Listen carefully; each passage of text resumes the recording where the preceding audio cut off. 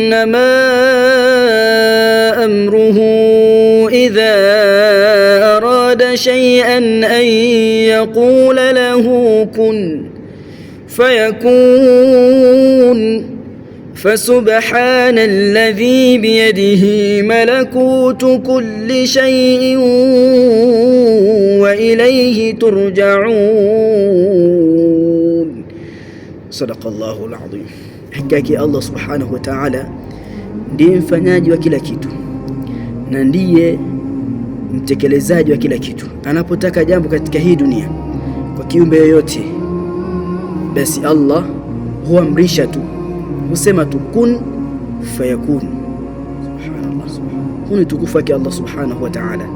Ametakasika Allah kwa tukufu wake ulio mkubwa kabisa. Yeye anapotaka kufanya kitu huamrisha tu na husema kile kitu kikawa. Hivyo mwanadamu asikae akajigamba akasema hakuna mbora kama mimi, hakuna zaidi kama mimi. Allah ndiye mwenye nguvu peke yake na hana mshirika katika nguvu zake. Ametakasika Allah mtukufu.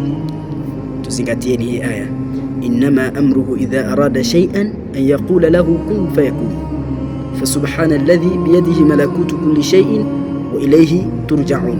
Assalamu alaykum wa rahmatullahi wa barakatuh.